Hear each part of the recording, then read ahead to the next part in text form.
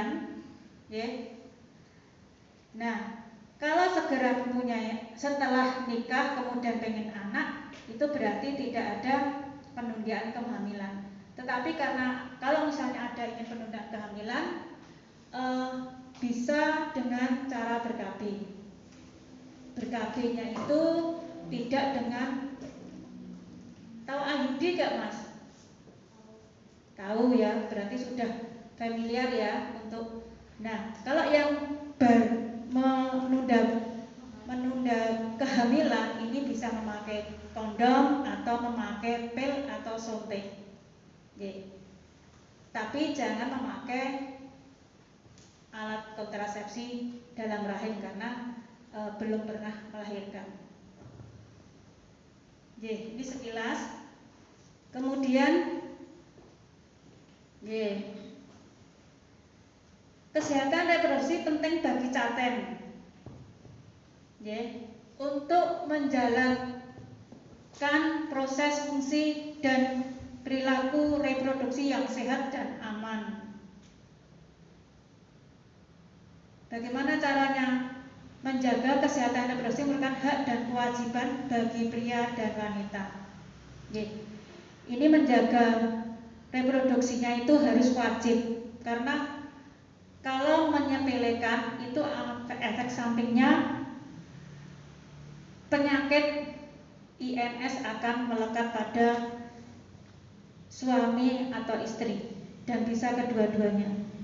Dan nanti dalam agama, untuk misalnya seandainya seorang perempuan atau istri itu suami ingin melaksanakan kewajibannya, istri atau suami harus bisa memahami bahwa kebersihan harus dijaga. Jangan biasanya sang istri ini yang sudah itu manut yang laki-laki baru habis dari luar belum cuci tangan, atau kalau sekarang wajib cuci tangan ya, terus langsung menuju ke istrinya. Nah, ini monggo dikomunikasikan juga karena ini sangat riskan, dan ini harus benar-benar terbuka.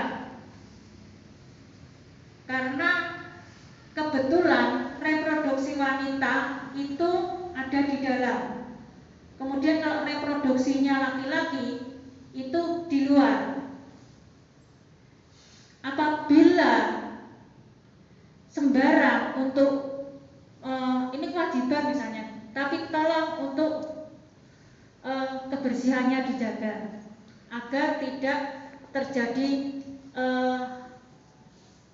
penyakit seperti misalnya gatal-gatal atau IMS atau yang lain. Ini yang sederhana aja. Dan ini benar-benar harus dilaksanakan. Kalau adik-adik ini seorang muslim, itu pasti sudah tahu bahwa seorang baik istri maupun suami bila akan bersenggama atau berhubungan ini untuk mandi dulu. Nah, ini diingat-ingat. Kalau bisa mandi dulu, dibersihkan alat reproduksinya, kemudian kalau insya Allah kalau bisa sholat dulu, alhamdulillah 2 rakaat sebelum melakukan, insya Allah nanti keturunan kita itu tidak ada yang ikut. Nah, apabila kita selalu berlindung kepada Maha Pencipta, yaitu Allah ya. Dan alhamdulillah mungkin di sini karena muslim semua ya, yang saya karena kadang-kadang saya harus dengan non jadi kan ya. Alhamdulillah ini yang di sini muslim. Tolong saya berpesan, kelak seandainya sudah menjadi suami istri, derek itu nomor 1 kebersihan. Karena kebanyakan kami menemui ibu-ibu muda muda itu terdapat erosi.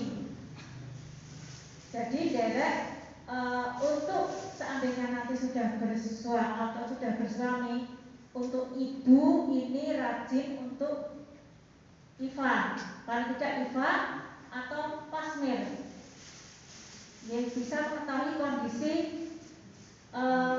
rahim ibu, ya, diketahui sejak dini. Ya, ini juga efek mungkin karena kurang kebersihan dalam berhubungan. Nah, ini saya tekankan karena banyak kasus untuk kanker leher rahim, kemudian erosi itu gomen ya Bu, tapi gomennya di dalam, yaitu juga karena kurang kebersihan. Ini derek untuk diingat-ingat kepada calon manten untuk selalu menjaga kebersihan keduanya, terutama suami, karena suami ini di luar, kalau istri di dalam. Jadi suami ini alat reproduksinya pun antara sperma dengan air kencing itu satu jalur, maksudnya satu jalan ya, satu jalan. Kemudian untuk kesehatan ini juga untuk persiapan kehamilan perempuan.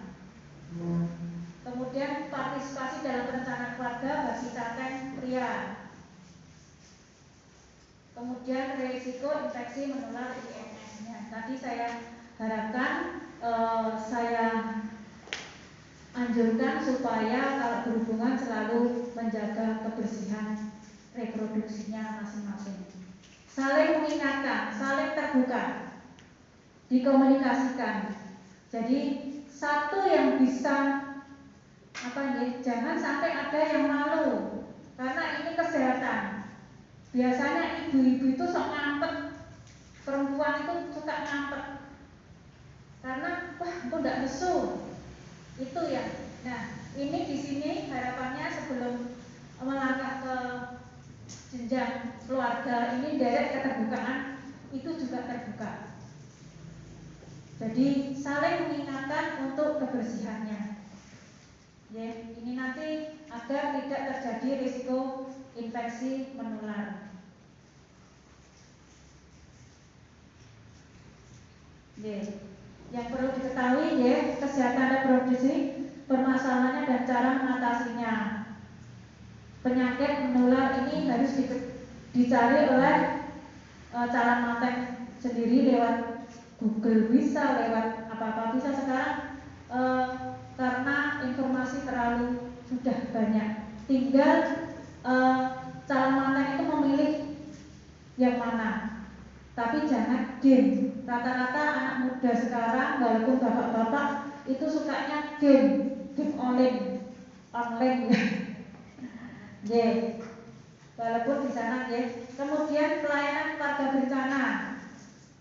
Nanti juga ini harus pasangan suami istri ini harus tahu. Kemudian pelayanan kesehatan reproduksi yang dibutuhkan. Kemudian hubungan suami istri yang sehat.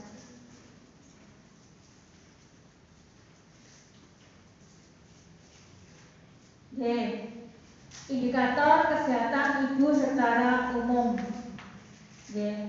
Mengetahui masa subur siklus menstruasi.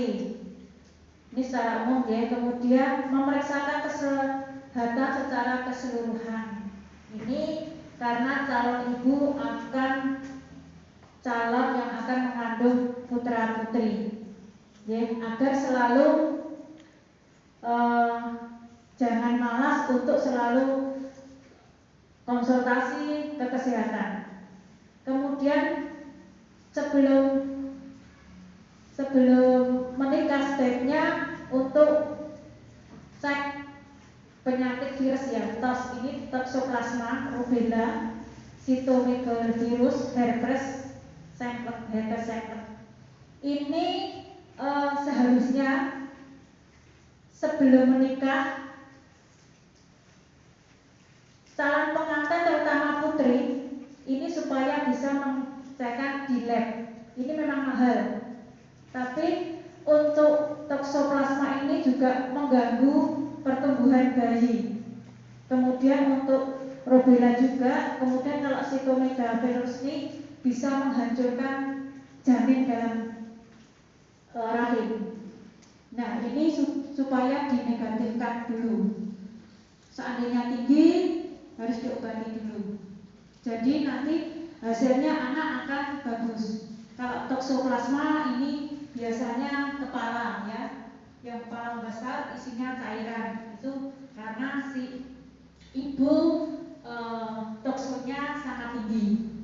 Sebenarnya di tubuh itu ada toksoplasma, ada rubella, ada, tapi bisa ditekan, tidak terlalu tinggi positifnya. Kemudian nanti kalau dalam pemeriksaan itu ada CMV, ada plusnya tinggi apa tidak, sudah berhamil apa tidak, ini bisa dilihat dari sini. Jadi hasil nanti pasangan suami istri ini mempunyai anak dengan kondisi yang bagus. Jangan sampai kok keguguran lagi. Ya, ini tolong, ini sangat penting sebenarnya untuk cek virus ini. Ini juga virus ya, tapi bukan virus COVID-19, tapi ini virus yang sudah lama, tetapi bisa ditekan, bisa diobati. Mohon kalau seandainya pasangan ini supaya ya bisa duit, karena ini memang mahal. Jadi waktu dulu mudah-mudahan ya agak murah ya. Dulu yang cytomegalovirus sama tokso itu 800.000, sekarang itu dulu. Sekarang mungkin banyak diinformasikan lewat Mbah Google ya, mungkin di Pramita atau di lab-lab lain yang sudah mandiri. Tetapi bisa di Mangkuyudan itu kayaknya sudah bisa. Itu yang agak murah. Kemudian imunisasi tetanus toksoid sudah ya? Sudah belum? Sudah. Imunisasi ini dilakukan 5 kali selama dari bayi, kemudian SD, kemudian mau menikah 2 kali, ini 5 kali. Kalau biasanya kalau SD atau SMP itu dikasih kartu untuk tetanus. Kemudian persalinan ditolong oleh tenaga kesehatan. Ini jangan sampai besok seandainya hamil ini ditolong sendiri atau ditolong tetangga. Nah, ini tolong untuk direncanakan untuk ke kesehatan. Kemudian nanti setelah melahirkan ikut keluarga berencana. Keluarga berencana ini nanti kesepakatan dikomunikasikan untuk menunda kehamilan. Kalau anaknya baru 1 itu menunda kehamilan.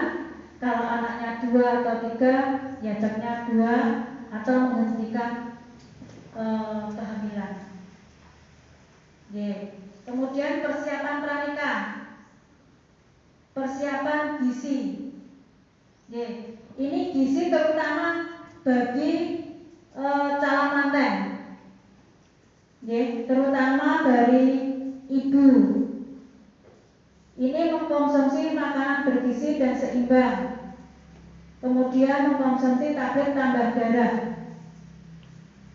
Kemudian caten perempuan yang kekurangan energi kronis dan anemia perlu segera diperiksa, karena ini sangat berbahaya bila nanti calon ibu mengalami KEK. Ini bisa menghasilkan anak stunting. Anak stunting itu karena ibu itu gizinya kurang, kemudian anemia. Ini mohon kepada calon ibu ini gizinya diperhatikan. Calon suami untuk mendorong untuk memperhatikan ya, makanan bergizi yang masuk di tubuh calon istri yang seimbang. Jangan nanti sambil berdekatan makannya nih KFC, nggak ada sayur belas. Saya kira anak-anak sekarang itu sayurnya jarang dan tidak dilirik. Paling kalau mau juga salad. Ya Pak, ya. Ya Pak, ya.